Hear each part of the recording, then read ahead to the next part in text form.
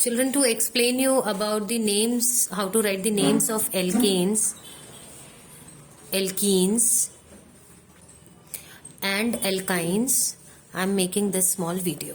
Okay, बच्चे, alkanes general formula is CnH2n plus 2, as you know, CnH2n of alkenes, and for alkyne it is CnH2n minus 2.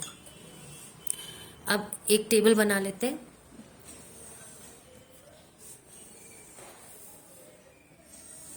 ठीक है, अब हम बेटा यहां पे लिखेंगे n, ओके. देखो, अब अगर n हम 1 लेते हैं,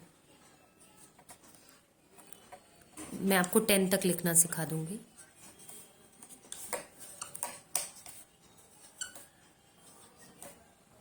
एंड 10.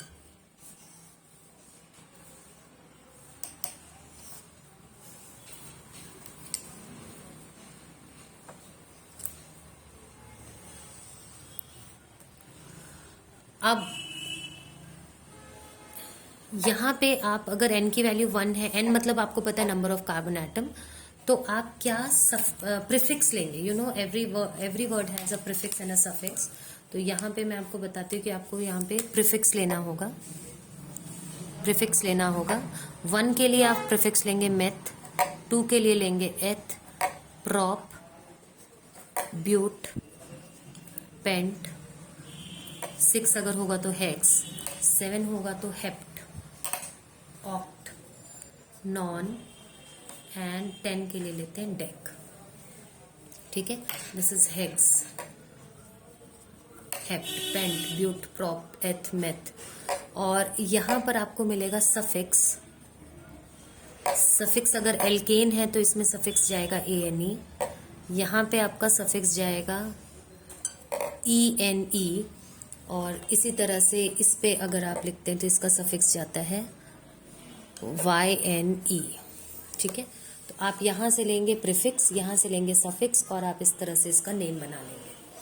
तो बेटा, जैसे मैंने आप लोगों को अभी क्लास में एक्सप्लेन किया था कि सिंगल कार्बन के लिए आप सिर्फ एल्केन बना सकते हैं, एल्कीन और एल्काइन नहीं बना सकते. Because for alkene you need a double bond between 2 carbon, and similarly for alkyne you need a triple bond between 2 carbon. तो 2 कार्बन आपको मिनिमम रिक्वायर्ड होते हैं. तो हम सबसे पहला फर्स्ट कार्बन के लिए सिर्फ एल्केन का मेंबर बनाएंगे. तो फॉर्मूला लेंगे. अगर n की वैल्यू अगर 1 है तो हमारा फॉर्मूला बनता है CH4, और ये आपको 2 मेंबर्स नहीं देते. ठीक है, ये 2 मेंबर्स आपको ये फॉर्मूला नहीं देंगे. अब अगर n की, इसका नाम क्या बनेगा, देखो, प्रीफिक्स यहाँ से लेना है, सफिक्स यहाँ से लेना है, नेम बनेगा मिथ. यहाँ से मेथ ले लो और यहाँ से ले लो एन. ये METH है. ठीक है, मेथ एन. अब इसी तरह से अब n की वैल्यू हम 2 लेते हैं तो हमारा फॉर्मूला बनेगा C2H6. इसका नाम होगा इथ एन. ठीक है, इसी तरह से इसका फॉर्मूला बनेगा C2H4, and the name is ethene. And similarly it is C2H2 and the name is ethyne. तो आप प्रीफिक्स वहां से लेंगे और सफिक्स यहाँ ऊपर से लेते जाएंगे, फॉर्मूला आपका बनता जाएगा. इसी तरह से अब आप प्रॉप के लिए लिखेंगे तो C3H8, C3H6, and here it is C3H4. The name is prop.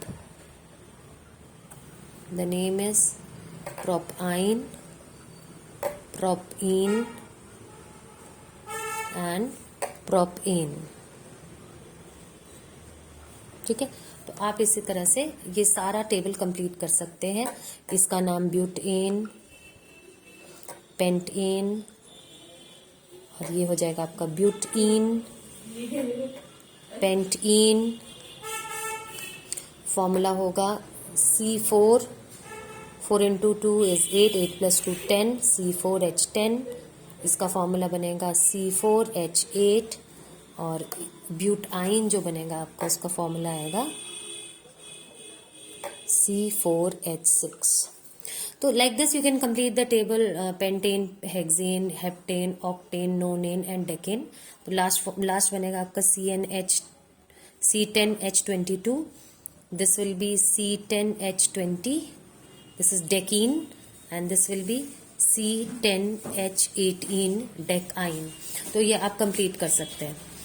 What I want to tell you the relation over here is, आप देखेंगे कि एवरी एडजेसेंट मेंबर, ये वाले जो मेंबर्स होते हैं, इनमें सब में देखो जरा, इन सब में जो है बेटा 2-2 हाइड्रोजन का गैप है. यहाँ पे 8 हाइड्रोजन है, यहाँ 6 है, यहाँ 4 है, यहाँ 10 है, यहाँ 8 है, यहाँ 6 है, यहाँ 6 है, 4 है, 2 है. So everywhere whenever you are moving from left to right you will find there is a decrease of 2 hydrogen. ठीक है, सब जगह यही है. और अगर आप टॉप टू बॉटम देखते हो मेंबर्स को ऐसे, तो आप देखेंगे कि every time the gap in the formula is CH2 का गैप आएगा हर बार. देखो C2H6 में आपने एक कार्बन ऐड किया तो बन गया C3, और 6 में 2 हाइड्रोजन ऐड किए तो बन गया 8, तो C3H8. मतलब ऊपर वाले मेंबर में आप CH2 ऐड करोगे तो आपको नीचे वाला मेंबर, सिमिलरली यहाँ CH2 ऐड करोगे तो इसके नीचे वाला मेंबर, यहाँ पर भी ऐसे ही आप CH2 ऐड करो तो C3 से C4 बन जाएगा और 6 से 8 बन जाएगा. तो every this neighboring member, or you can say when you are moving from top to bottom in a series, you will find a gap of CH2, and left to right you will find the gap of 2 hydrogen. So this is a series called homologous series. इसे homologous series कहते हैं. homologous का मतलब होता है the members or the compounds which are having the same formula. Homologous series, the same general formula. जैसे जितने भी एल्केन हैं उन सबका जनरल फॉर्मूला CnH2n+2 है. इसी तरह से जितने भी एल्कीन्स हैं they all have the formula of CnH2n, and similarly alkyne has the formula CnH2n-2. So such a series is called homologous series.